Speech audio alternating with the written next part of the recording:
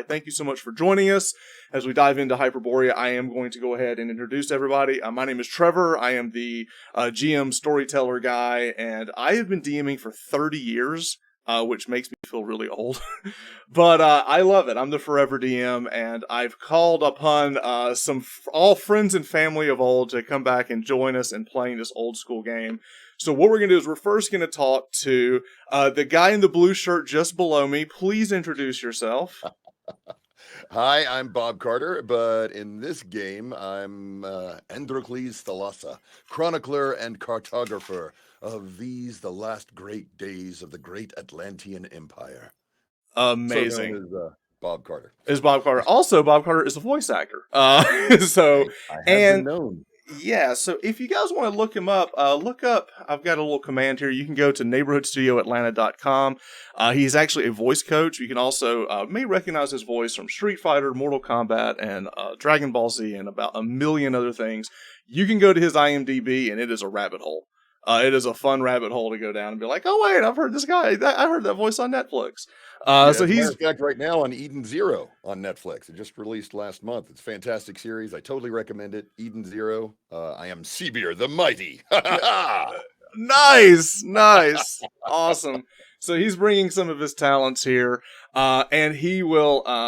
I've known Bob going on 20 years or so. Good Lord, and he has not made fun of my southern accent as much as he probably should. All right. And below my friend Bob is our cowboy gamer. He's put on his hat for his introduction. Please introduce yourself. Hey, I'm a cowboy gamer, Chris Bradley, also playing the character of Drakon, the barbarian, young, stupid, and very strong. Right. I've known Chris the longest because he is my brother. Yes. He is my brother. He is actually the one who taught me the ways of role-playing game when I was but a little lad. And so he is my older brother, and he got me. It is his fault. This is all his fault. Rolling with disadvantage, meaning having Trevor in a headlock and then saying roll the dice. Right. That's how that rolled. So we started our gaming career playing like Marvel superhero game, and then we also played Teenage Mutant Ninja Turtles. TSR. We played a basic edition. I remember that, the first one. Yep. So that's where we got our start. And he is in Austin, Texas, and he is streaming all the way over. And we've been wanting to get our schedules together so we could play. So I am super excited to have my brother Chris joining us. So that'll be fun. That's right. He's the Texan now. And all the way down at the bottom, my friend I've known I think the longest on here. Why don't you introduce yourself? He plays in every campaign. Yeah, I'm Danny. I am playing a D-bag, as they're known, a paladin named Brogan Mac Ross. Oh, nice. He's a Celt. He's a paladin Celt. Love it. If it's not Celt, it's crap. I can vouch for these two guys being awesome. All right, so we have met our players. Everyone is playing a variation of human because in Hyperborea, all the playable races, there's one race. We're all playing humans, but we're playing, Bob is playing an Atlantean. My brother Chris will be playing Chimerian. And then bottom, Danny is playing a Celt. But before we jump into the story, I do want to say we do have an open seat. We will have guests. We will have some cameos of other people coming in for future games. And let's talk about future games. So this is our session 0. So we're going to be kind of talking a little bit about what the campaign will be and where it's going. And then we're going to jump in and play our first little mini game tonight. So the first thing I want to talk about is how this game is being written. In previous campaigns like Rise of the Sovereign or Masters of Dread, I wrote like a pretty big story. This game is different. This game is going to start off a little bit like a sandbox. I've set up a lot of things in the beginning to find out where the players want to go. And then they're going to kind of help me write the direction of the story. Also helping me write the direction of the story, we're going to have our community games. And everybody that's watching or listening, if you join our Discord, you can come in and you can join in on some community games that will coincide with the story that we're playing and will also help kind of build the world. This entire game and campaign experience is going to be a way for us to learn the system that we're playing in, which is like a classic 2nd edition D&D. But it's also going to be about exploring the world of Hyperborea, and it's also going to be about survival, because a 2nd edition game is brutal. It's very lethal. Yeah, death comes quick, and you'll think everything's going fine, and then it's not really fast. So it's fun. Yeah, it's fun. So if you're interested in that, you can join our Discord. All right, so that is how this game is going to run. So tonight we are going to run through a little bit of a story. I'm going to kick off the beginning of it. But what we are going to do is I may slow down in points where normally with 5th edition, I just like run through combat crazy fast. I may slow down a little bit and kind of explain, because this is a little bit different system. It's still D20 based. But it's using an old system that a lot of people have forgotten about, this THACO thing. It doesn't say that in the book, but that's kind of what it is. And it's basically how armor class works backwards. So like in this game, the lower the armor class, the better, and as opposed to like in a 5th edition game where you want it to be high. So it's a little bit different on how we get there. And I'll kind of talk through it. But the game is going to be really heavy on narrative, and it's going to be very heavy on story and development. Also remember, if you want to catch up on our episodes, you can catch them up on our YouTube channel. You can also listen to our podcasts, which are pretty much everywhere. I do want to go ahead and say as a shout out to the people listening, we have a pretty decent international gathering of people listening to this, and I'm amazed at Norway. We get so many people listening in Norway, so if you're listening to us in Norway, thank you so much. We see you, and we appreciate you listening to our podcast. All right, with that, let's jump in to tonight's story. So the way this game is starting, we're starting in the world of Hyperborea. Now, Hyperborea is a very different world. It's a different setting than we see in like a Faerun or a classical like Lord of the Rings style. Basically, the world of Hyperborea is a mass of land that has been taken from our Earth, our antiquity, and is basically spinning through, like the gods pulled it out, and it's spinning around the planet of Saturn. And as it's spinning around Saturn, this world just kind of exists in the cosmos, and it's kind of a mix between fantasy and this weird science fiction that's kind of like meshed together. And if you've ever read like the works of Robert Howard's Conan or H.P. Lovecraft, those things are heavy influences, but the world is really based on the writings of Clark Ashton Smith. If you've never heard that name before, Google him, look him up, and read his stuff. It's absolutely phenomenal. In fact, in Discord, we have an appendix in the book club where we actually will like share links and stuff if you want to read some of these stories and stuff. They kind of helped create this world. But that is the world of Hyperborea, and where we're going to begin our story is we're going to begin the story on the high seas. And on the high seas of Hyperborea, we see this Viking ship, and there's like a whole like convoy of these Viking ships that are rowing up the Hyperborean coast. So to the left, you see the coast, and to the right, as the oarmen are rowing, they look out into the immense vastness of the ocean. And as that, we need to kick in our music for tonight. And as the oarmen are rowing, we see the giant sail. Now, the sail is that of the Kraken. It is the banner of the lead of these Viking raiders that go up and down the coast and are sacking and kind of pillaging the lands. And one thing they do is they don't just take gold, they don't just take treasure, but they're killing the people, but they're also collecting the strongest of the people that they conquer, and then they're placing them in slaves. So the people that we see that are rowing the boats, they're pulling the oarmen themselves, are actually the slaves that people have been captured by this Viking clan that is led by one known as Kilborn. And here we see Kilborn. Now, Kilborn is this mighty Viking. He's legendary. He commands the largest fleet of Viking raiders north of Vikland, which is like this giant island continent to the south.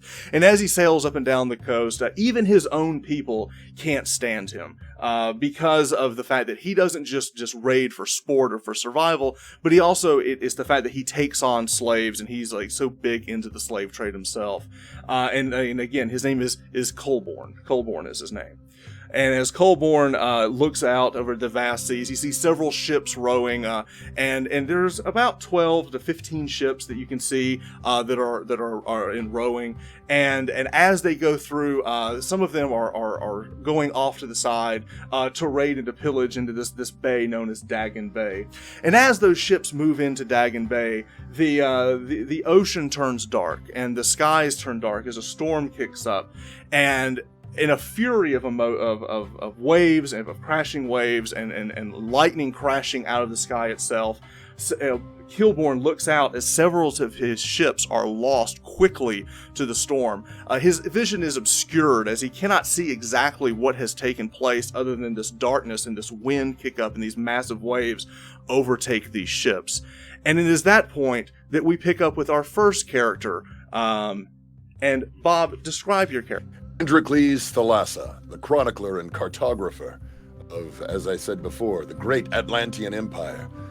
Fortunately, the great Atlantean Empire has fallen, and now this is the end of the world as we know it. The end of civilization. I myself was wrongfully enslaved, and now these savage barbarians wish to glean the knowledge that I know of the lore of this realm, the treasures that lie scattered across the realms. They want the treasures and the power and the glory of Atlantis, and I will not give it to them. No, I will not. And Androcles, you are on one of the ships that have moved into Dagon Bay, and as you look over your shoulder, you're immediately overtaken by this wave that just sweeps you off of your feet and pushes you down deep into the ocean. As soon as you come to, you look up and you see that you're just sinking further and further into the ocean. And as you look up, this is what you see. You see the bottom of the boats as they sail by. You see bodies being flung out into the surf, and you're just being pushed down. Like, it seems like the torrent of the water itself is just pushing you further and further down. And is at this moment, as you're fighting for breath, you call out, like, it is this last gasp as water fills your lungs and your eyesight goes black.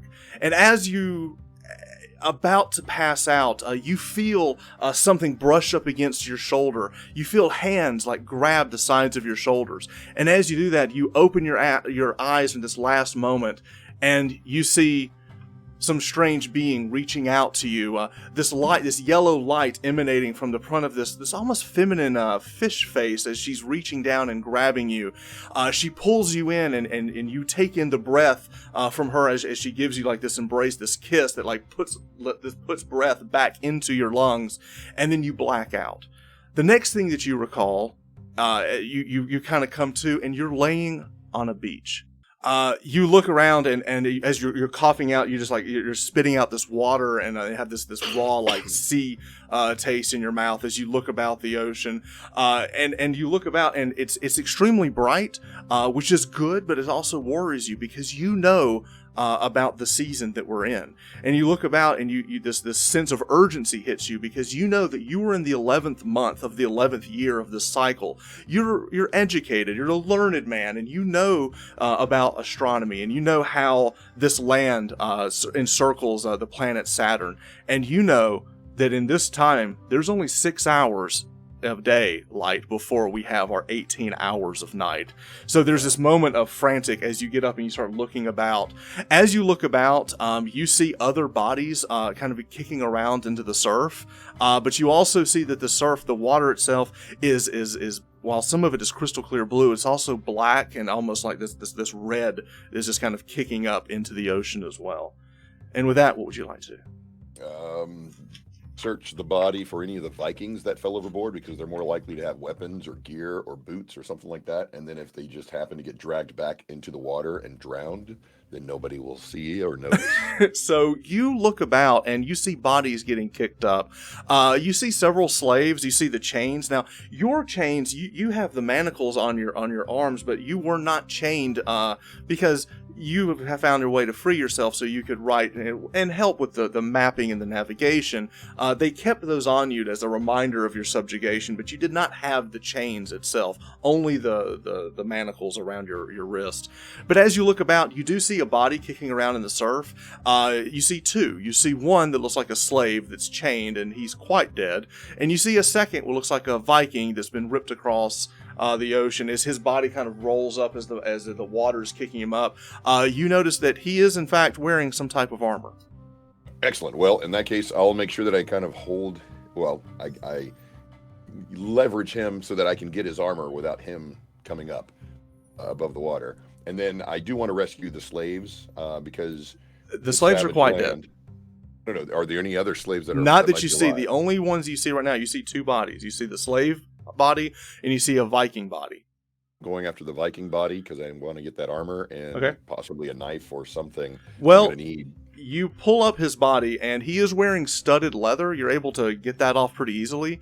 While he's not carrying anything in his hands, he does have a belt around his shoulder that has 6 daggers attached to it. Excellent. I will wrap that around my waist, and I will use those daggers when I need to. But right now, I'm at least armored, and I've got weapons and utility. So, and we're gonna pause on your story as we leave that scene. We see Androcles pulling up the armor, putting it around, and strapping it goes around over the shoulder, and it has these 6 daggers like a bandolero going across. So as you put the bandolero of daggers around, you begin to look about, and the one thing you do notice is that the shoes of the Viking in front of you, they're boots, not sandals like you're wearing, and you look and a little snug, but they'll fit as well. As you grab the boots, we'll end that scene, and we'll go to Chris. Now, Chris, you were an oarman on one of these boats. As the ocean kicked you up, you lost consciousness as soon as you hit the water, and you kind of came to, and fighting and struggling, you saw land, and you actually managed to swim through the darkness of the wee hours of the morning. You come up to the shore of the land. Your strokes that you're having to swim are restricted because you are chained. While you have manacles on both of your wrists, they are connected by a chain, and you're having to try to find a way to swim with that. But with your incredible physique and years of extensive training, and also rowing these many months, you've got quite the stamina, and you're able to pull yourself onto the shore. As you look about the shore, what would you like to do? Look for any other survivors. You look about, and you see 3 bodies laying on the Gulf coast that you're at here. You see one that's laying on his back and looking up in the sun. Looks like it would be another slave. You recognize him as one of the oarmen that were sitting to your left. He was strong like you. Y'all both were on the back of the boat. They put the strongest on the back to kind of help with the push of the boat itself. And you and he sat next to each other for many months, and he looks quite dead in the distance. Between you and him, you see 2 more bodies. One is another slave, and one looks to be a Viking. Was the Viking one of my masters? Yes. I want to run over and put my chains around his neck and make sure he's dead. You roll as you push his body over. He is extremely light, and you pull him over really easily. He's lighter than you think, and you look down and you realize that you only turned the top part of his body. The bottom part of his body has been separated. His legs are laying there, and where his stomach would be, all you see is like drained out intestines as his legs and body have been separated. As you push him over, he had fragments of armor, but it has been ripped apart. It looks as if something possibly had bit him or crushed him in the middle. Something definitely attacked him in the ocean. But what did survive is a massive blade that is attached to his back. I grab the blade, and then I go over, and do I know the name of the oarsman that was next to me? You do. You know his name was Brogan. Brogan. So I yell out, I grab the sword. Is it a one single or double? It is a 2-handed sword. Visually think of it as a Scottish claymore, but it is a giant 2-handed sword. All right, I grab it, and then I run over to my friend and yell out, what was his name again? Brogan. I yell out, Brogan! Do Danny, you live? Danny, you hear the thunderous voice of Drakon as you awaken. You roll over and immediately just vomit out this water and coughing out the water as you've been pushed out. You remember getting pushed into the surf. You remember swimming and then falling unconscious, and somehow miraculously Apollo has blessed you with a second chance as you've been washed ashore, but not to your own strength, but the strength of the one that you serve. You look up and you see your friend Drakon standing above you with a mighty blade. All right, let's say, Drakon, Apollo be praised. All right, I tell you what. Glad to see that you live. And with that, I reach down and I grab him by the armpits and I pull him back out of the surf. And get him away from the water. You easily reach him up. Both of you have chains clasped to your hands. the two of you still have the manacles and the chain connecting your arms. Only about 2 feet apart can you stretch your wrist. Mm. I guess we'll. Am I in any shape to like kind of walk and stuff? I'm okay. Yeah, you wake up and as you look about, you see that it is a beautiful day. That it's somewhat warm. You know that the night is coming, and when night comes, the temperature is going to drop rapidly. And you know, just looking about, that whatever you're going to do, you need to do it quickly. All right. I'll say, Drakon, we should probably look at these other corpses, as grisly as it is, and see if we can find some clothing or some tools. You'll only find intestines from that rat cur that ran our asses into the mire. Well, I'll say let's leave that one alone and check some others. Good plan. As the two of you begin making up your way at the beach, you see several wreckage of ships, and you see oars and broken things. There's lots of like lumber getting kicked up against the rocks as you move up the beachhead.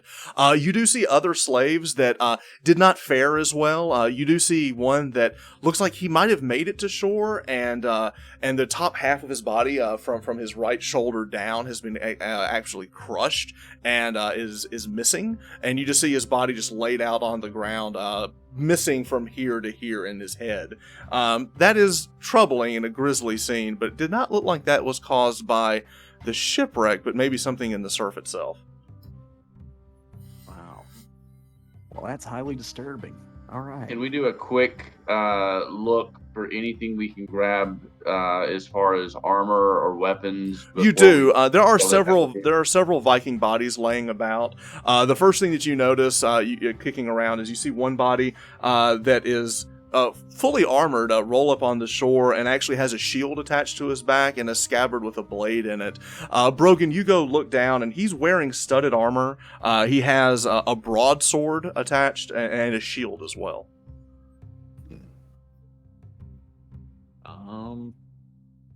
I'll look at Drakon and say, "It's Drakon, and say, Drakon, yeah. Man, you mind if I take these? If not, we can share it." Take what you can carry. All right. All right. I'll put the stuff on.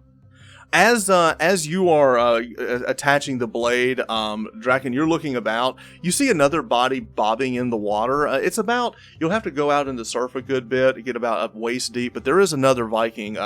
You only see like his head and his helmet is laying there, but he does have a helmet, which you have not seen yet. I grab my sword and I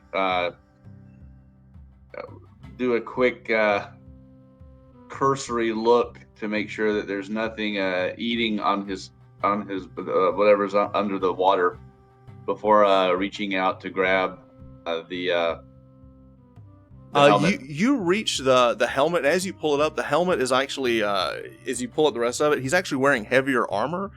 He's wearing something called scale mail, which is a heavier armor. I don't know that I want scale mail as a barbarian. You would prefer something lighter, like Brogan is having back there, but not the heavier stuff. It kind of clinks a little bit. It's up to you. I'll yell out to him. I'll take the hat. Okay. I'll yell out to him too. Hey, grab that armor. We can do a little swap. Yeah. I can take the armor, but I don't know how much I can carry with my hands bound, a two-handed sword, and trying to put a hat on.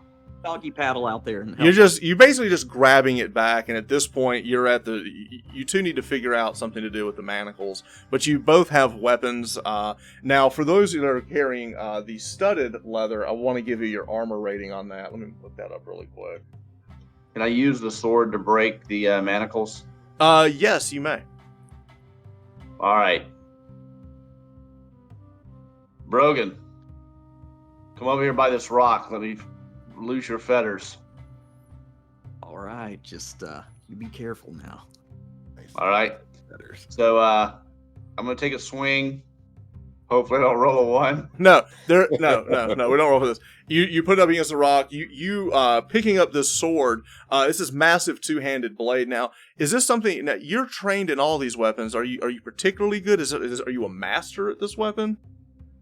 two-handed sword is my weapon. That is your weapon. Okay, so in this game, they get to choose a weapon that they're masters of, and they get bonuses. So you have fortunately found the weapon you're mastery of. You swing the blade down. Fortunate of me to have found the one thing. The one thing that you. you were really good at. You've been eyeing it for a while. You bring the blade down. You cut the chain, freeing Brogan. Now Brogan, the chains fall off. Now they're still dangling from either side, but now you can at least move around and actually get the armor on. That was an issue before. Now, what are you going to do about your friend being... Do you need my sword to cut mine? Here, take it. Well, I can try. Sure. Okay. Let me return. Watch your aim. I don't want to look like our our previous masters. Hey, I'm really good at a blade around the face Now- and neck. Now, you could... Now, Draken, you could just try to break the chains. Just hulk it if you want to. You can try. Do you want to Why try? the hell not? Why not? All right. So this would be an extraordinary feat of strength. Roll percentile. So if you go to the left, you'll see the little dice icon. Hit the D100. You want to roll high. All right. Just a second. The D100. D100. That is a 90. So what happens is, Brogan, you get the blade and you get ready to swing the blade. Draken's head goes, stand back, and he just takes his arm and breaks the chains with his mighty strength. And you look at him in bewilderment as he just manned up and broke his own chains. I handed the sword back, just be like, glad I could help. I deemed I didn't want you using that sword so close to my face. You're gonna love a blade in my hand next to your face if I can get one. I am learned in the barber and dentistry arts. That was what I was afraid of. All right. So now the two of you, Brogan, you have, you're wearing splint mail. You spend some time putting that on. Splint mail is going to give you an AC of 4. And then with Scale or splint? splint. Okay. I apologize. It's scale mail. I apologize. It's scale mail. And it's an AC of 6. So you have an AC of 6, and then with your shield, you will drop it by 1 because it's a small shield, and that'll bring you to an AC of 5. About the studded leather? What about my cool hat? Now, Does that do anything? for studded leather, if you're wearing studded, you have an AC of 6. And wearing a helmet, while does not give you an armor class bonus, it does protect you from certain things in combat. So having a helmet is not a bad thing. All right, so you have the Viking helmet. It comes over and it has like the armored around the eyes as you kind of pull it cool. down. Yeah, but you're wearing that. You have your studded leather and your giant blade. Now, I do want to go back and take a look. And now that the three of you have all been introduced, let's take a look at what these characters look like. The blonde individual that we see is Brogan, and next to him down at the bottom is Drakon. Now, Brogan and Drakon were the oarmen, and while they rode together for many months on the seas, subjugated to the slavery of this Viking clan, now they're free, and they are traveling the beach. And with that, what would the party like to do? And we're still with the bottom two. So Chris and Danny, now that you have got your weapons and you're moving about the beach, what would you like to do? I think we definitely I need to say that we get the heck out of away from whatever's feeding on our friends. Okay. And with that, you basically have two directions that you want to go. Looking at the beachhead, you can either head north or you can head south around the beach. South would cut across, and you have ocean. So basically, you have to decide, if I'm looking at the map, do you want to go this way or do you want to go this way? It'd be kind of cool to look over that overpass. Okay. Yeah, All right, that so way we can get higher and see more. Yeah. Yeah. Okay. So the two of you go, and as you get closer to these rocks, they're very wet and steep. Now there's a way to kind of go into the surf and swim about, but if you want to climb up on that ledge, Brogan, you can totally climb the ledge if you want to. Okay. I'll Oh, no, I'm sorry, Brogan, you can try, but the Barbarian, Drakon, we're trying to hit these are skill checks. Drakon, you actually are quite skilled at climbing. Yeah. That's all. Well, I'm going to go ahead and just take a run for it and then leap up and climb up, but I'm going to call out to Brogan and say, come on. All right, give me a roll of D12, and it is an 8 out of 12 for you, so you need to roll a 4 or higher. Is that right? No, 5 or higher. 5 or higher. For Drakon or No, for Drakon. So Chris, roll a D12, and this is your skill. This is your thief skill. All right, you go. You reach up. You slide down the sides of the rocks. You actually bang your manacle up against one of the rocks as you slide down, and it's what you didn't notice is there seems to be some type of like moss and coral kind of growing up the side of this, and it's extremely slippery. Looking at that, you think maybe climbing this is not going to happen. I used all my strength on breaking these damn chains. All right. After what about you, Brogan? See what you can do. You know what? Always going up higher to the light of Apollo is always a great idea. Let's try it. Okay. Can I give him an assist? I can put my hands out to give him a Sure. Same thing. Roll a D12. Now, you're not as skilled as he is. Hang on. Actually, let me look at this really quick. Actually, Danny, for you, roll a D6. This is harder for you. You are also failing at that. Both of you try to scamper up the side of the rock, unable to do so. We're going to pause on this scene and go back to Bob. Bob, you're on the other side of the surf. As you get all of your things together, you're looking about. You're seeing another body bobbing out into the water. It looks like, because there's like fur kind of kicking off of it, looks like a cloak. Maybe it's another one of these Vikings. But he's a good ways out of the surf. Do you want to investigate that or move on? I will. I'm also looking for slaves because if there are any survivors, I do want to save them if I can. But yeah, any Vikings, I'll do what I can to make sure that they don't necessarily survive. So if he's bobbing in the surf, I'll go out to him. Okay. You swim out. You swim out a little bit. You get up to about chest deep as you can see clear. You see several fish and things swimming about. The water off to the distance is darker, but this seems to be okay. You reach over, you grab that body, and as you pull it back, you roll him over, and you notice you're only getting about half of his body, as it looks like his legs are missing. You able to pull him back, and while his armor that he's wearing is kind of shot because whatever it is took a big chunk out of him, he does have a backpack. Excellent. I will absolutely grab that backpack. All right, so you discard. Now, he is wearing a helmet. I'll take the helmet as well. All right, so you put on the Viking helmet as well. You discard the body. You grab the bag. You go through the bag, and what you find, the first thing that lights up your face is you see that there's a small bag of apples. There's 5 apples in the bag. There's also a full wineskin. What looks to be a rolled up, soggy loaf of bread. There's also some soggy torches and flint and tinder. All Fantastic. of which soggy. Right. Sure, that's fine. It just means that we just need to get them out of the surf and dry them off, and then we'll be able to have fire later on. This is great.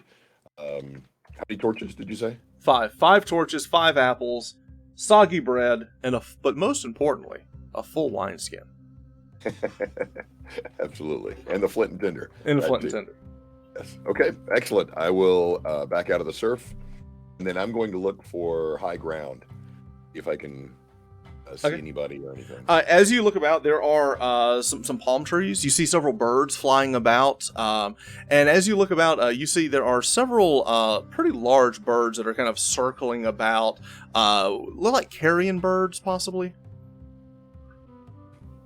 All right. No, I'd like to try something if I can. Okay. When one gets close enough to me. Okay.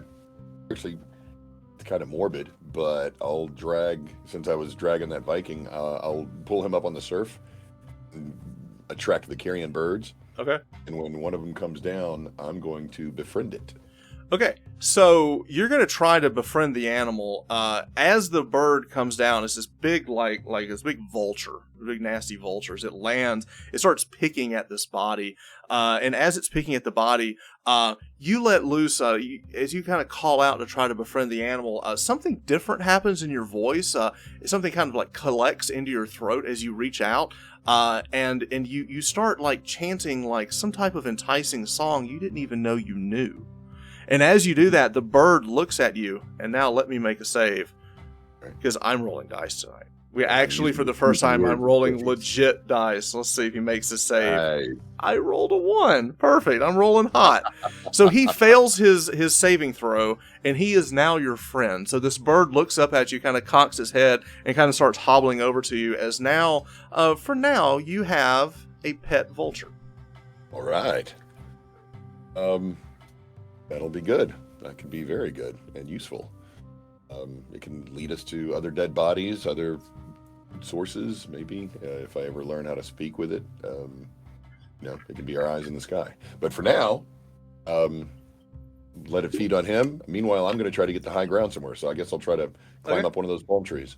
All right. You go to attempt to climb up the palm tree. Now, this is not your strong suit, but you can definitely try. Give me a D6 roll to see if you can shimmy your way up a palm tree. This would be a test of strength. D6. And I'm trying to forget. In roll 20. Yeah. I'm sure it's. Oh yeah, just roll the. There's a little dice icon to the left. I'll do that. And then just hit the button. Yeah, don't type it. There we go. I want to see the dice roll. 2. No, you slide back down. You're so wet from going to the surf. You go to try. You just can't grip it. And you slide down. Now, as you slide down, there is a rocky surface behind you that is like this hill, and you looked at it and says, "There's no way I'm climbing that." But you hear some knocking and clanking on the other side of that hill. As you hear voices, one of which you recognize as your time. You think you recognize them as one of the oarmen from the boat. It's a strange accent, a Celt possibly. All right, I'll shut out. Celt, is that you? Androcles. I know know that. Is he one of our masters? No, he's another slave. All right. This is one of them learned slaves. He wrote for him and read letters and all that stuff. He's good folk. Now so. We're no one's slaves. And have you found any other survivors? Unfortunately, no. Except the one standing next to you. Yeah, well, let me introduce myself. This is Drakon. Androcles, good to see you all in one piece. More than can be said for many of our friends. Now, you two are still talking over this large embankment that seems to be impassable. That you could go out and yeah, that's it. You could go around and kind of swim and kind of like go under it in the surf a little bit, but right now you're kind of talking between. No. All right, yeah, let's meet up. We can hit up the side that Androcles is on. Okay, so it takes a few minutes. You kind of have to go through the surf, and the two of you go over to his side, and you look about, and you spend a few moments kind of discussing, everything that's happening, and you look out and you see that everyone seems to, have gotten some provisions. All of you are hungry and thirsty, and Androcles, time is of the essence, because when the sun goes down, when the giant, bloated, dying sun of this world goes down, it gets cold very fast. Right, then I'm going to let them know that as well. Meanwhile, I'll toss an apple to each of them, and I will open up the backpack and let them know this is what we can take stock with. And we save this for this evening. It's wineskin. We'll save it for courage when the darkness comes. But in the meanwhile, we can allow the sun to dry the loaf of bread, as well as the torches and the flint and tinder.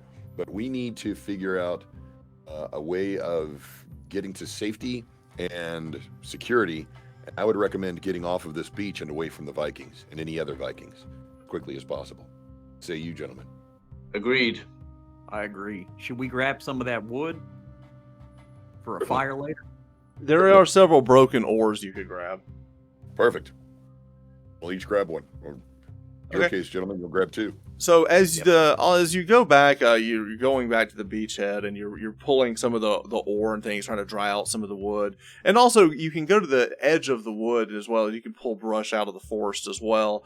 As you're doing that, we're going to go to each one of you, and we're going to start at the bottom. So, Brogan, what is it that you're doing as you're walking about? Is there anything particular you're doing other than just collecting wood?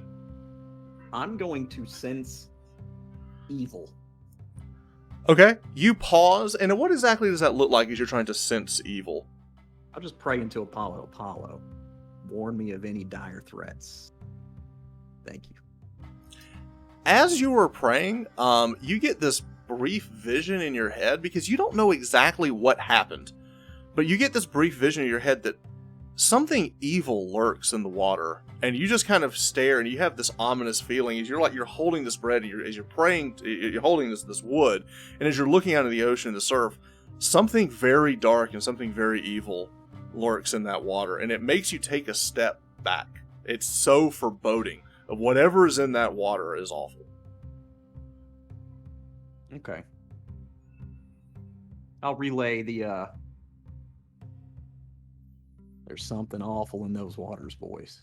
I say we stay away from that water as much as possible. Agreed. Vikings are in the water, and I have no desire to find myself in chains again, ever again. We're gonna skip and go up to Androcles. Bob, what is it that you're doing as soon as you hear this from Brogan? Honestly, I'm trying to look and see if there's a way, if there's some kind of a deer path maybe through this jungle. If it's just impenetrable jungle, that's bad, but at the same time, it will keep the Vikings from coming after us. Roll D6. Give me a D6. D6. DM says you're going to die. Roll a D6. No. All right, here we go. Ah! You do find a strange path, but you don't know what to make of it, but you do see a strange path cutting through the woods. All right. I will go and find my companions and let them know that I found the trail. All right. So as he comes and tells you that, Drakon, what would you like to do? I was going to use my ability to track. Okay. To see if there are any tracks of anyone coming to or from the water. And read that ability off for me. Sure. So, just a moment. To stalk prey, tracing physical signs and scenting as a predator. I can track wilderness. It is wilderness, A yeah. base and 10 and 12 chance to find, identify, and follow fresh track outdoors. 10 and 12. Roll a D12, just don't roll a 1 or 2. So you are very good at tracking. I knew the ability, I didn't know the number. So roll a D12. All right. You pick up a track. Not only do you pick up a track, you know there's multiple people. You also see that they were wearing shoddily made boots. Your background as a cobbler tells you that these are shoddily made boots. Much like what many of the Vikings carry. You know there's more than one. It could be as many as 5. There are several carrying through here, and it looks like they were dragging something as well. Well, Androcles, Brogan, do you want to hunt or do you want to hide? Well, if the Vikings were dragging something behind them, remember this is a looting feat, so they're probably planning to bury whatever treasure they could not carry themselves.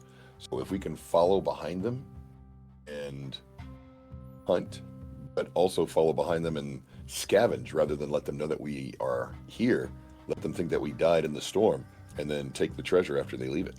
They could also have some of the other slaves with them. We need to liberate them as well. Agreed. Most assuredly agreed.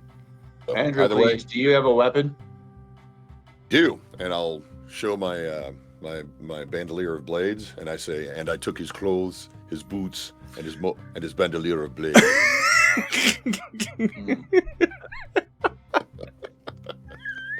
I'd like to find a good pair of shoes, but I'm sure the Vikings have something better than what's probably in the water. They have boots.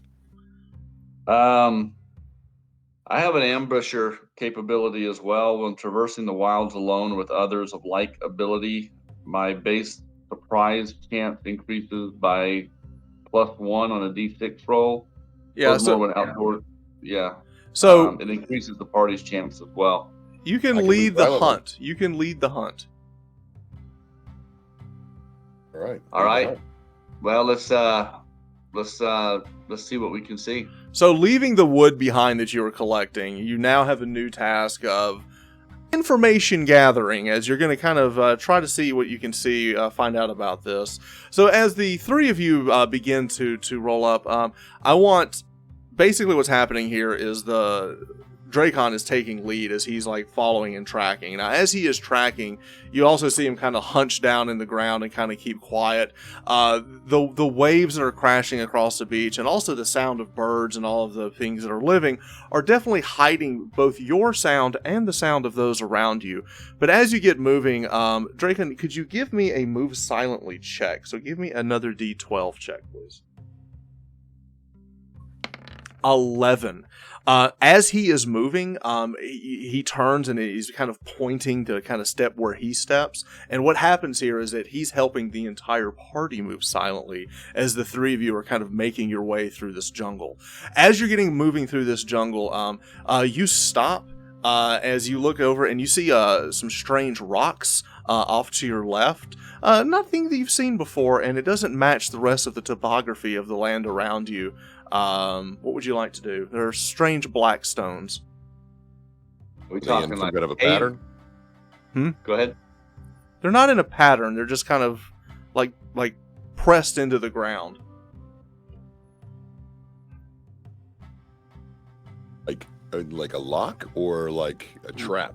Oh, rocks. There's about 5 rocks just strewn about, but they don't match the rest of the ground. And there's not granite. There's not. It's this strange black rock. Can we examine them? You can. You look down and you realize that the ore that this is, it fell from the heavens, and if mined properly, it would be star metal. Let's collect it. Okay. Cool. Yeah, absolutely gather that and put it in my backpack. Right. Now, While he's doing that, can I use my sense magic? You can. You just sniff the air, and you don't sniff any magical anything around you. Actually, you stop and then very, very faintly, you sense the presence of something very faintly magical in the distance.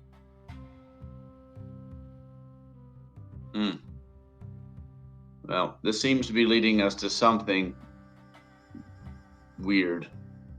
Very well. We Is will it deal up with the there? weirdness later. Now let's focus on the hunt. How many Brogan. barbarians did you say there were? Between 2 and 5, it seems. Okay. We can take Does this I'd like to see if they've made a shelter, and if so, take it from them. Yeah, that's a great idea. And Brogan. if they haven't finished it, let them finish it, and then we can kill them in their sleep. like that Sure. idea even better. As you begin tracking, give me a... Let them do the work for once, Androcles? I will go ahead and pull out the wineskin. Let's drink to that. A toast. All right, so the three of you have a drink of wines of liquid courage, and as you all take a swig of that, oh look, he's got the wine. He's way ahead of you. Way ahead of you. Slap both of them on the back, little tipsy, and go like, you know what, guys? My name's Brogan, but I like the cut of y'all's jib, so y'all can just call me bro. Brogan is got his inner Matthew McConaughey going down here. I love it. All right, so bro. As the three of you are having your drink and having this conversation, Brogan, you look and as you kind of look over your shoulder, you sense something evil before out into the water in the sea. Now you sense something to your left, like inward into the jungle, something very ominous on the inside of the island, different from what you felt out in the ocean. It's in the forest. Okay. But not in the direction that you're going. It's almost parallel to you. As you are kind of looking out and kind of sensing like something's in those trees, and as you are thinking that, Drakon, give me another tracking roll as you are continuing to follow this trail. And that was a D12? It's a D12 for you.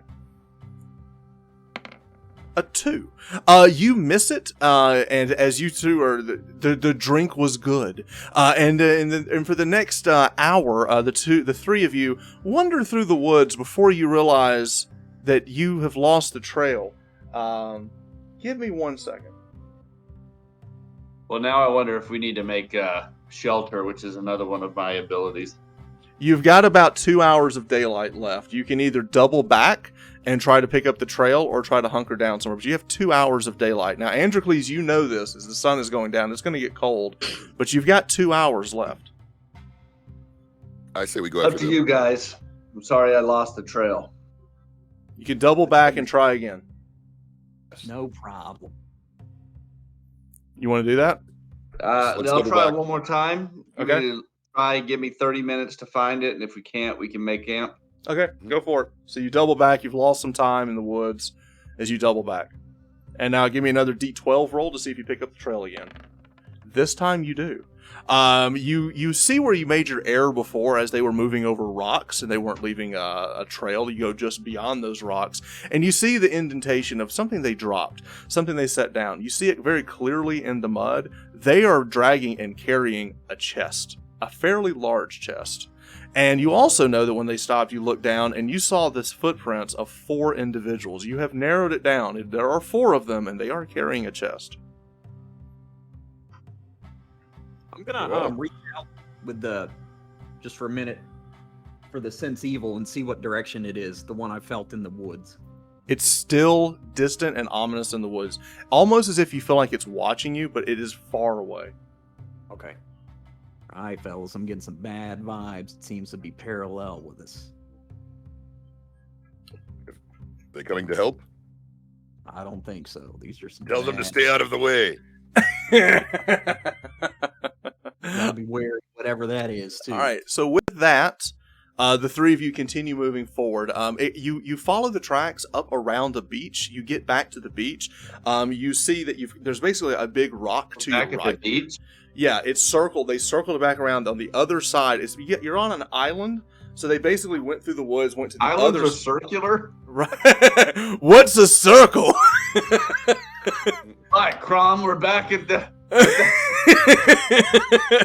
But you see a large boulder to your right. You see them, the force walking around the rock.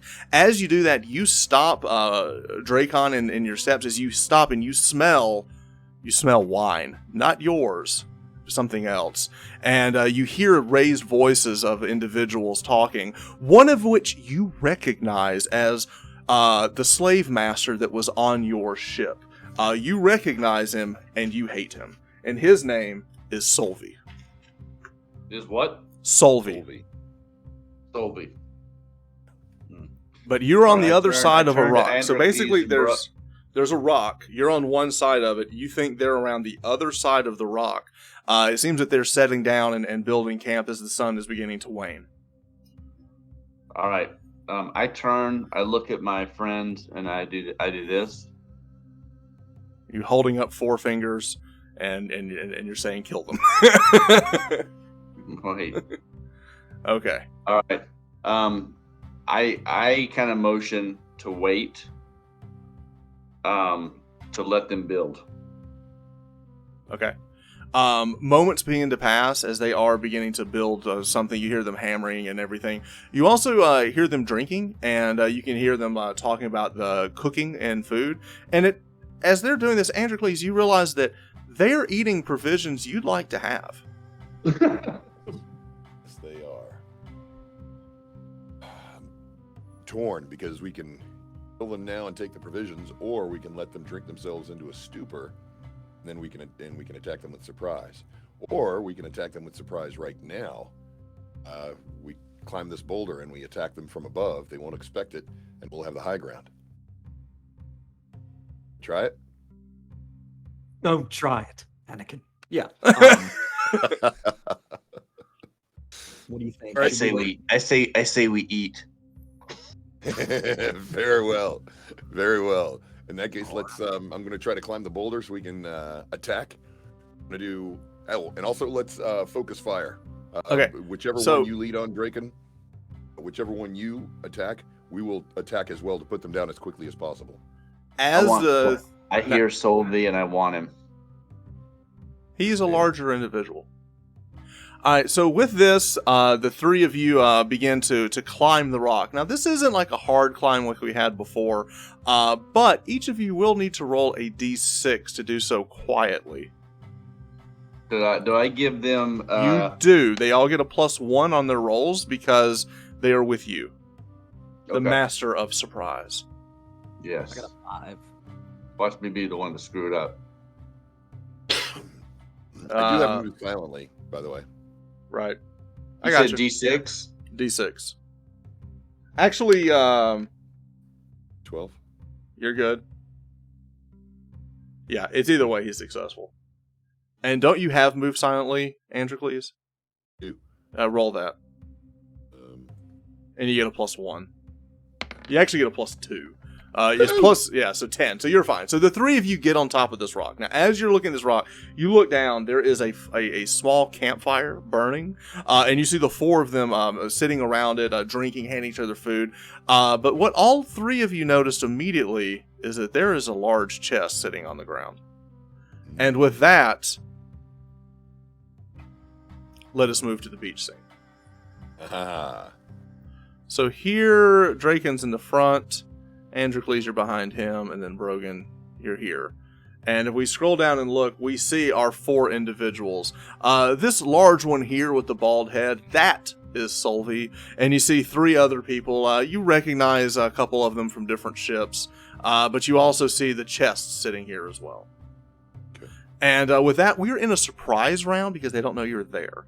So everyone will get an action before we will actually roll initiative. You have the surprise. Say, let's attack this one right here. Is that Wait. the big guy? The No, Solvi? this is the big guy. We have to get him in order to get to Solvi. So let's just all attack this guy first. Make sure we put him down. And before we do that, we must have battle music. I would like to go straight. I know Androcles gave us directions to go all for the first guy. But you're not going to do But- that. I have a leap ability which enables me to leap 25 feet or greater, Yep. Jeez. and I'm going straight for that son of a bitch. Okay. Oh, I love it. All right. So, Draken, you are going to. How far can you leap? 25 feet. If you run and jump, you could land it. I'm going to say this is going to be a test of strength because it is a long jump that you've got to land. I'm going to give you a bonus, though, because of your ability. So do roll a d6 for me. You land it. All right, so you run and jump, and you land directly behind him with your blade, coming down with your attack. Now, give me an attack roll, and we're going to add the fact that you're the master of this weapon, and we're also going to add that you are attacking from behind, and he is flanked. So that's going to be a +4, and you're strong. Your strength bonus comes in. It's a +5 to this attack. D12? D20 now. We're on D20, so D20 +5. Oh, okay. Yes. That's gonna be an 18. You come down with the blade. You hack him right and at his shoulder blade. Roll 3d4 for your damage and add 1. Okay. I take it back. Add 2. It's 3d4 plus 2. That's how you start a fight. So just roll 3d4 and we'll add 2 to it. There we go. Here comes the dice. Oh, he added the 2. He typed it in. He did it correctly. All right, so he rolled a 3, a 2, and a 4. Add 2. That's 11 points of damage. You come down. You slice his shoulder and his back. You hear him scream out as he kind of lurches forward, blood spewing from his shoulder, and he's kind of like taking half a step forward. And then as he does that, he falls into the fire, and he lays there and he's burning into the fire as you just basically disconnected his shoulder blade from the rest of his body. As his body is laying on the ground, bleeding out into the fire. We have 2 more turns. So the 2 of you get to go next. So Androcles and Brogan, you get to choose who goes first here. I yell out as he does that. Why don't you pick up the pace?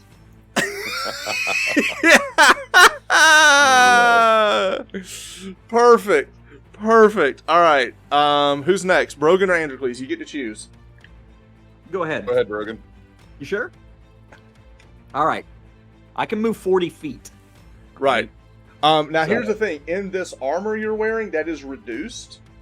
To 39. I get it. No, hang on. Let me make sure I look this up correctly. Wait, which 30. hits first? I'm thinking missile weapons hit first, right? Because I was planning on throwing daggers at the Then guy. throw and then let him jump. Yeah. So Androcles, you go first, and movement is reduced to 30 feet if you're wearing that armor. Okay.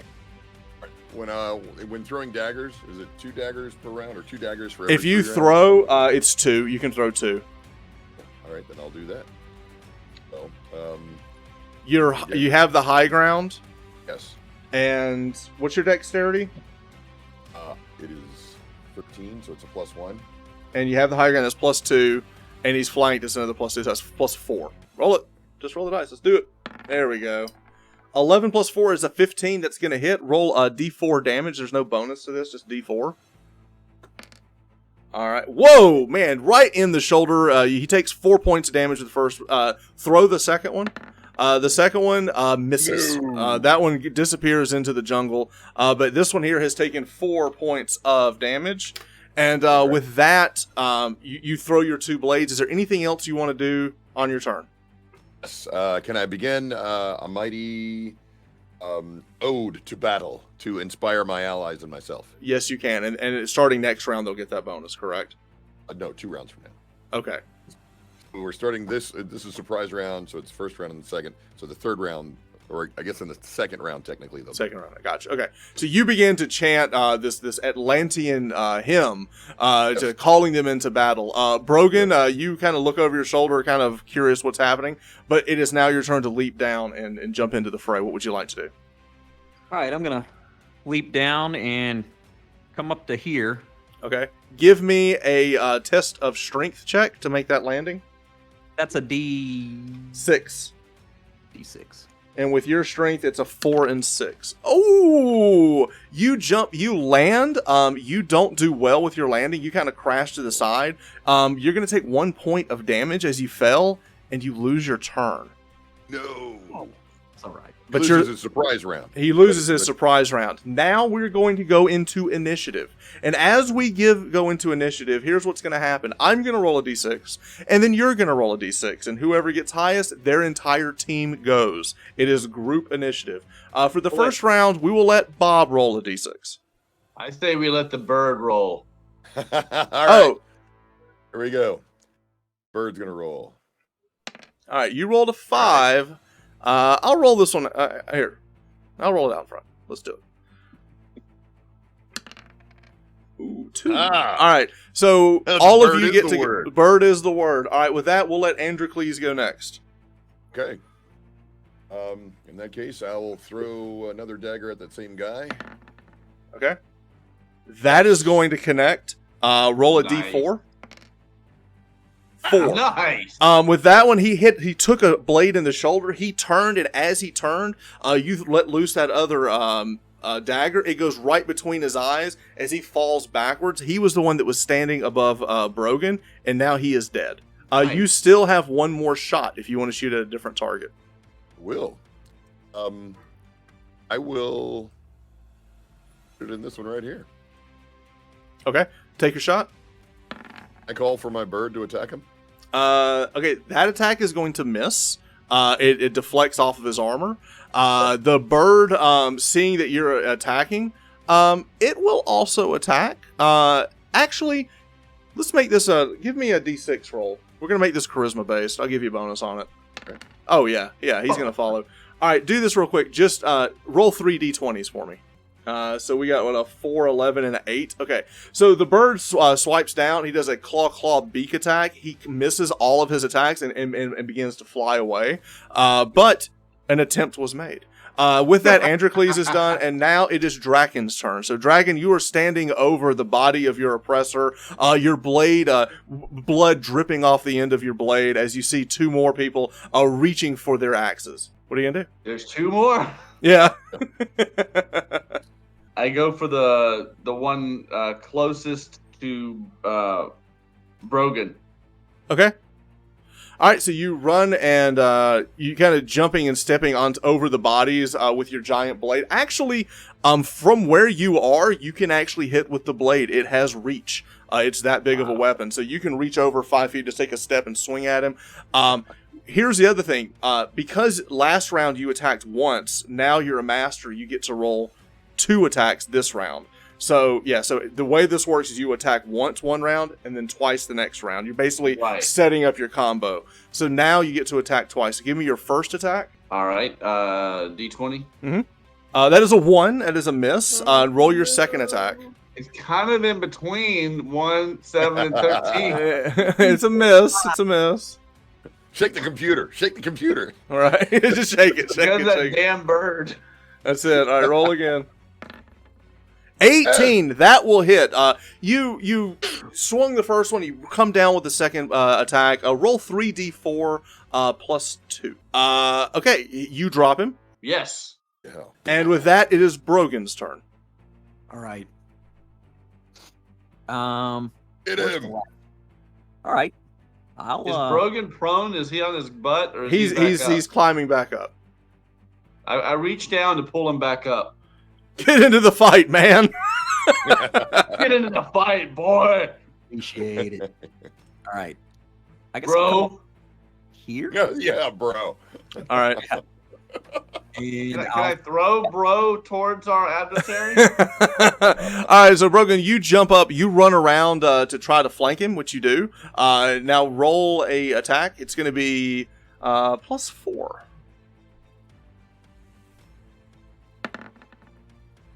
Yeah. 21. That is going to hit. Are you attacking one-handed or two-handed? I didn't know if you had your shield out.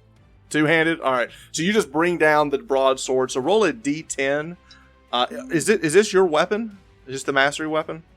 I don't know. Probably, but not yet committed. You're not going to commit to it. Okay. We'll say it's not. Yeah. Okay. We haven't found any 5 throwing stars. That's it. All right. So you hit him for 3, and then with your strength bonus, it's going to be 4 points of damage. Oh, wait. I think... No, damage is plus 2. Attack is plus 1. Oh, okay. Yeah. I forgot how strong you were. I got you. All right. So you did 5 points. So you reach out, you cut him as you do. You run your blade across his back. He screams in pain. He turns and is going to try to bury his axe into you. That's going to miss. You bring your blade back as he brings his thing. You hear this clank, and as your blade meets his axe, sparks fly off as you parry the attack. With that, we go to the next round, and we're going to roll initiative again. This time, Drakon, you roll initiative.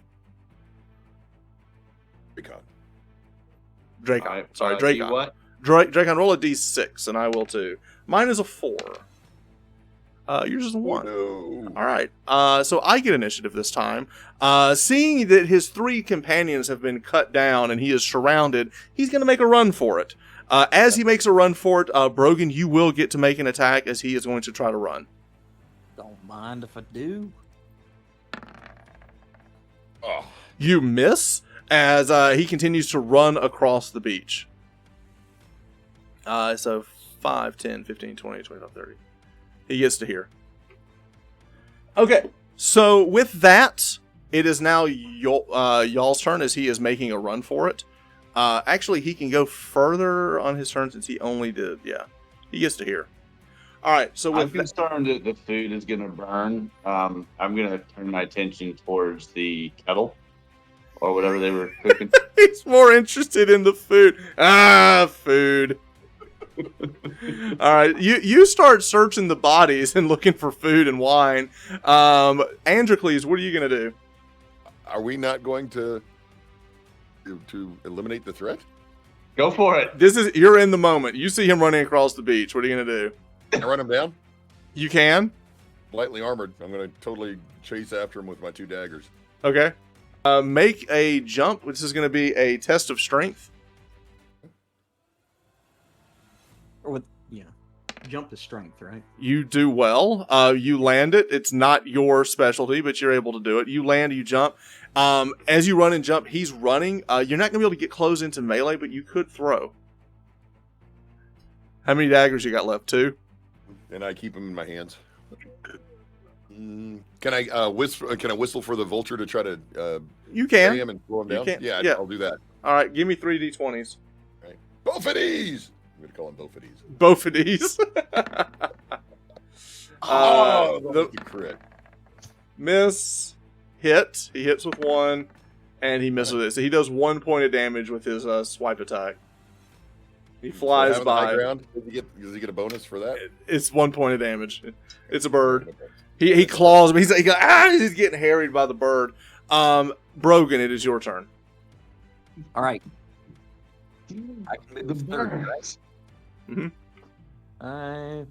I can't see the grid very well. 10, 15, 20, 25, 30. Correct? Yeah. Full move. I guess I'll times 2 if running. So I'm Yeah. going to get in front of them. Okay. So 5, 10, 15, 20. Is that 25? Right. You get to here. Yeah. And I'm just kind of, we're trying to cut them off. I understand. As you run and you run in front of him, your feet go from hitting on sand. You click on something hard under there's almost like something hard under the sand itself. As you do, you hear an echo sound as you kind of like running and you kind of take a moment to look. With that, the two, you and the Viking you're in front, you both kind of get pushed off and slide back. Make a feat of dexterity. Is that a 20? It's a d6. Yeah, I was close. You're able to kind of land on your feet. The Viking falls onto his back as emerging out of the sand. You see this explosion of sand as something very large that y'all ran over on top of emerges. You see what looks to be like this giant blue carapace coming out of the sand, and you see these giant like claws coming out, moving to attack. And what you see before you is a very strange looking and large crab. Whoa, old school. Oh. And with that, we have a new member to join combat. Uh-huh. Rawr. Oh, that's large. Okay. Nice. So you step back, he's here, and he's on the ground. And he has his own initiative, and he gets a surprise attack, and he's going to attack. Let's do random. High is Brogan. It's low. All right, so he's going to attack the Viking. He will attack with both his pincers on the Viking who's laying on the ground. He's also in front of him. His first attack is going to miss, and his second attack. Oh, it's gonna hit. It's gonna hit. Okay, he reaches down, he grabs the Viking, and he crushes him with his pincer. You see the legs drop on the ground, and as he drops the rest of the other body, cleaved in two, much like an earlier body that you saw on a beach. And with that, we're going to roll initiative again. And this time, Brogan, you roll initiative against me. Highest roll goes first. Ooh, you got a 5. Oh, I got a 6! And with that, he's going to turn his attention to Brogan. got them cheat codes. I got them cheat codes. All right. Does Drakon see this? Yeah, you see the explosion. You hear it first, and you hear the screams of the Vikings, like ah, and the breaking. I immediately stopped pilfering my old boss and turned and okay. screamed, Pause. Grimmer, which is my god, and I start running towards that direction. Okay. So what we're gonna do? I always hit the wrong button. Let me see. I don't want my bro to be sliced in half while I'm Okay. sitting over here. So we're gonna do the math as a way to kind of do some education here. Brogan, Okay. what is your armor class? It is with scale. It Yeah. is Scale mail, it is 6. 5. Yeah, It's 6. 6, but you don't have your shield out. So if you had your shield out, it'd be 5. So that means for me, I have to take your 6, subtract it from what I attack it, that brings me down to a 14. I have to roll a 14 to hit you. So that's how THAC0 works. It goes backwards. So I'm gonna roll this Did in he front. pull out his shield though? No. After seeing that guy get cut in half. Yeah, no. He's all right. So this is the first attack. No.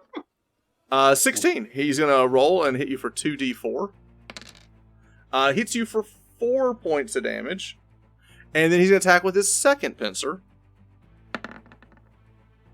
and that is a 9. He misses. So he grabs you. He doesn't pick you up. He just crushes part of your arm as you kind of pull back. Blood falling from your arm he didn't get all of you, and then you dodge the second pincer attack. But you do feel the strength behind those pincers as all the legs are kind of like body blocking you from your companions. And with that, it is the turn of the team. Androcles, actually, we're going to have Brogan. I think Brogan should go first. Yeah. Actually, no, it's up to you. Is there anything that Androcles wants to do? The team gets to pick what they want to do as far as the order of turns. So for strategy, if there's something you want to do to help, you can. You kind of you can control. There's a lot of strategy here to control who goes when. Kicks in right now, doesn't it? Huh? Doesn't the song kick in right now? Yes. So Yes. first of all, the song kicks in, so we get a +1 to hit and damage for being mighty heroes. The legends of the Atlantean champions totally thrills you. The greatness of Cain, the destroyer, and then also apparently this completely fearless individual by the name of Mankind. Was in this epic battle, and he shook the cages of Tartarus themselves. And you guys are so inspired that you get that extra point to hit and to do extra damage. You're going to hit harder. You're going to know where to hit this thing that much better. And because we're flanking it now, I think we get a +2 to attack it. Or I do. Let me pull that up. Yeah. So, let me get my bonuses here. So yeah, you get a +2 to attack because you're from the rear. Yeah. Then with my daggers, and then with the epic ode, that's another +1. So I'm at +3 to attack it. Okay. So let me swing and come on. Yes! 19! 22. That is a hit. So roll D4 for your damage, +1 because of the chant. So you're doing 4 points of damage. Respectable. That's your first attack. And then my second attack, because I'm two-fisting. Now, here's the thing. You get a -3 with your offhand at this point, but you're adding the other, so it's a straight roll. Okay. Oh, cross fingers. Miss. No. You That's bounce okay, against Faustus Carabas. All right. With that, Drakon or Brogan, which one's going? I think it's Dracon's turn because Right. if I can make it there fast enough, I mean, I can run 50 feet. Well, with the armor you're wearing, it drops it to 40. I'm not wearing any armor. I'm just wearing a helmet. You didn't put on the armor? Oh, Brogan has the armor. I forgot. No, Yeah, remember I opted not to have the heavy plate mail. You can get to here. If you want to, you can spend the rest of your turn getting close in closing combat. No, I gave you the studded leather, Chris. Yeah, you're wearing studded leather. Either way, you're going to have to spend your whole turn to get there. Okay. But you're wearing the armor, you got the helmet, but you're spend your turn getting there. So And I with am wearing, I thought I was just wearing a loincloth this whole time, and I had studded leather. yeah. As much. Thanks, bro. All right, and with that, Androcles' bubo. Does that come and help us again? The bird? the bird. Yeah, I yell out, "Where's that damn bird?" All right, as you're running forward, the bird makes his attack. So give me 3 d20s. Okay, 1. That's a hit. Hey, That's a hit. hey. All right, 3 points of damage. He loves crab. He loves crab. He's biting at the crab. He's chewing at the little piece that you cut off. He's like trying to grab the meat as the bird is circling about. As that happens, Drakon, you close in. You're now in melee range, but now it's Brogan's turn. Brogan, you can attack twice this round. Is it not the crab's turn yet? He went first. He went first.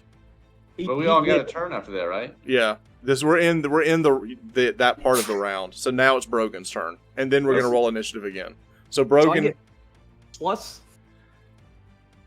you get +1 for your strength, Yeah. and One for me. +1 for attack from the song, and then 2 for advantage. So +4, right? you're not flanking it. You're not in the rear, so you get a +3. Okay. Let's swing. 14 is gonna miss. Okay. Serious armor. That will hit. Yeah. All right. So this will be... After that first miss, I'm going to say, do you even lift, bro? Yeah, no. All right, so you're still swinging with 2 hands. So give me a D10 +3 damage. Because... Oh no, it's only 4. I gotta switch colors. This dark blue ain't cutting it. All right, Said, and with do you even lift, bro? And with that, we'll go to initiative again. And this time, Androcles, you roll a d6 versus me to see who goes first. Ready, here we go. Come on. I got a 1. See if you can beat it. Did. You got a 6. Okay. All right, so all of you get to go first. Brogan, redeem yourself. All right. So, Brogan, this time you can attack once. Can Bro remove himself from battle? He can, but sure. the crab will attack him. So okay, so you have same rules there. Yeah. That's a 1. That's a miss. And with that, who's going next? Drakon, are you up? Yes, I get a +1 on my attack because I'm a master of my sword. You also get a +1 because you're strong, and you also get another +1 because of the Song of Androcles. That's +3, and you get another +2 because you're attacking it from the rear, so it's +5. All right, let's do this. 19, that will hit. So roll 3d4, and then you're going to add 2 damage to that. 1 for strength, 1 for the song. 3d4 plus 2. And what we get, holy cow, he did 12 points of damage. Holy cow. Let me look at something real quick. He's still up. But you cut one of his legs off. It's kind of squirming about. Blood is kind of falling out of the side of it as it's squirming about. But it is still alive and flailing. Okay, so I will go ahead and take the valiant opportunity to do this kill. Okay. Yes. Crab legs tonight, people. All right. The first attack will hit. The second one will not. Roll your d4 and then add 1 to your damage for your song. Team misses? 1. Yes. What did you roll total?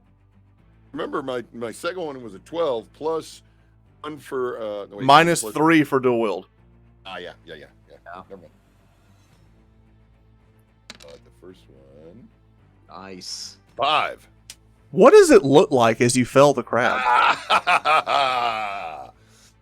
I will gradually, seeing the leg get slashed out from Drakon, I will then use that opening to run up underneath and then slash through the sides, because like when you pop open a crab, right in between the legs. the That's good eating. That's good eating. Exactly. Again, Atlanteans know crab.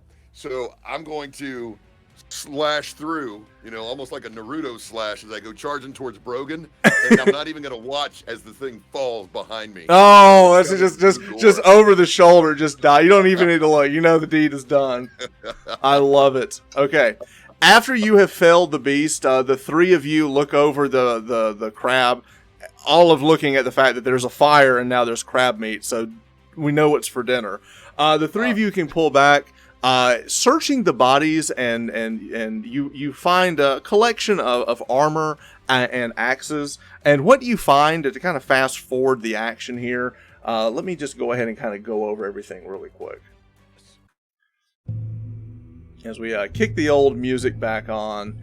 And what we find is, if you want to make a list, there are wolf hide cloaks to keep you warm. There are 4 of those. There are 3 hand axes. There are 3 small shields. 3 of them are wearing studded leather, and Solvi was carrying a morning star that he never actually got to swing. As you pull the body over, Drakon, you kind of like kick back and you smell the faint odor of some magic on Solvi as you look that his armor, his banded mail, is enchanted. So he has magic armor that he is wearing. Androcles, you reach over and you open up the chest to see what's inside. What you find inside is 2 small pouches and a bunch of provisions. There's, they were basically collecting like some wine skins and things of that nature, but you do find a pouch with 20 gold pieces in it, and you find another pouch that has a collection of jewelry. Inside the jewelry, you find a silver bracer, an ivory chain, a pewter anklet, an electrum necklace, and a coral armband. Now, I'll list all of these in Discord, but these are the things that were rolled up today in Discord, and all of those have substantial gold values attached to them. All of this I'll post on Discord in a new channel I'll create, Recovered Treasure. But as we finish tonight, as the heroes collect their treasure and look over the bodies of the slain victims and camp for the night as the sun is going down and night is coming, you find warmth beside the fire. And I will go ahead and I pre-did experience, so we can go ahead and have that. And adding up everything, what we do is we add all of the treasure, has a experience value to it. The kills of tonight had experience, and also kind of figuring things out as we went is one total, and that total is then divided by 3. And what came down to, each person tonight earned 1,297 experience. So we'll add that to each of your character sheets. I will keep an Excel spreadsheet for your experience as well, because remember, each of you will need a different total to level 2, and I think each one of you is about halfway there.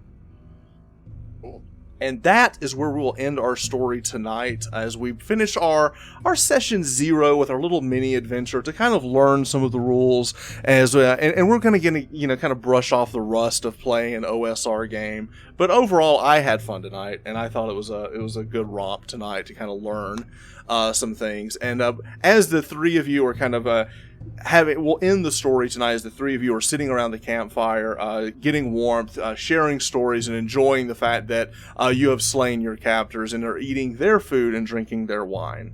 And that is where we'll end tonight. So thank you so much, and we'll pick up for episode 1 next week as we kick off our full game next week. Great job. Good job, everybody. All right. With that, I would like to say, chat, thank you so much for hanging out with us. We will have our first community game next Thursday at 8:30. If you are interested in playing Hyperborea with us, what you need to do is join our Discord, create a character.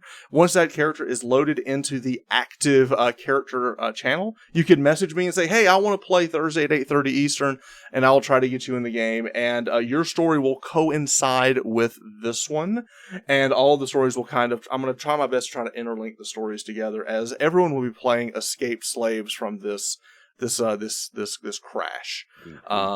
Yes. So does he keep the bird? He does keep the bird until he decides he doesn't want the bird. Maybe he wants to upgrade. He has one spell, and that spell is befriend animal. That's his one spell. All right, with that, guys, thank you so much. I've got to run. I've got stuff going on, but we are going to play Thursday night. If you want to get in our community game, message me on Discord. And then we will continue our story next Monday night at 8:30 and see what else they find on the strange island on Hyperborea. With that, good night, everybody. We will see you guys next week. All right. I've got to take care.